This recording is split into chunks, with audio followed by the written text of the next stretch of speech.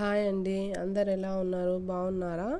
ఉదయం బ్రేక్ఫాస్ట్ కోసం టెన్షన్ లేకుండా పిల్లలు ఎంతో ఇష్టంగా తినే దోశ అప్పటికప్పుడు ఇంట్లో ఉండే వాటితో ఈజీగా చేసుకునే బ్రేక్ఫాస్ట్ అండి. ఈరోజు మన బ్రేక్ఫాస్ట్ రెసిపీ దోశ. ఇవి చాలా బాగుంటాయి, తప్పకుండా మీరు ట్రై చేయండి. ఇప్పుడు మనం ప్రాసెస్లోకి వెళ్ళిపోదాము. ఫస్ట్ మిక్సీ జార్ తీసుకొని అందులో 2 కప్పుల బొంబాయి రవ్వ వేసుకోవాలి. అందులోనే 2 మీడియం సైజ్ బంగాళదుంపలు కట్ చేసి వేసుకోవాలి.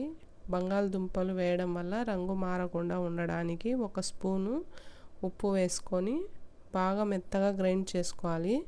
ఎక్కడ బంగాళదుంప ముక్కలు అవి చిన్న చిన్న ముక్కలు ఏం లేకుండా మెత్తగా మిక్సీ పట్టుకోవాలి. చూడండి, ఇలా మెత్తగా మిక్సీ పట్టుకున్న తర్వాత ఒక బౌల్లో వేసుకోవాలి. వీటిలో బంగాళదుంప ముక్కలు ఏం లేవు. చక్కగా గ్రైండ్ చేసుకున్న తర్వాత మనం సన్నగా కట్ చేసి పెట్టుకున్న ఆనియన్స్, 1 కప్పు క్యారెట్, కొన్ని పచ్చిమిర్చి, 1 స్పూన్ జీలకర్ర,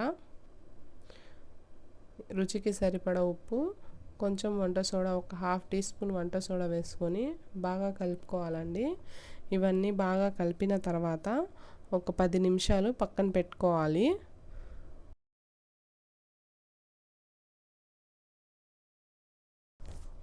తర్వాత మనం పక్కన తీసి పెట్టుకున్న పిండిని తీసుకొని మనం తాలింపు పెట్టుకుంటాం కదా చిన్న కడాయి, ఆ చిన్న కడాయి తీసుకొని అందులో 1 స్పూన్ నూనె వేసుకోవాలి.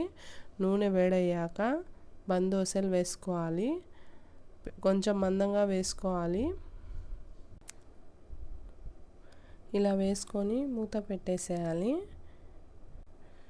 ఒకవైపు చక్కగా కాలిన తర్వాత రెండో వైపుకి టర్న్ చేసుకోవాలి.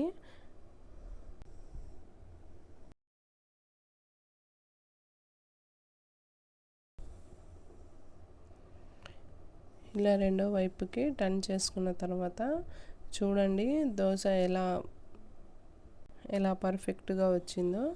ఇప్పుడు మీకు ఎన్ని దోశలు కావాలంటే అన్ని దోశలు వేసుకోవచ్చు. ఇందులో మీకు కావాల్సిన అన్ని కూరగాయలు వేసుకోవచ్చు.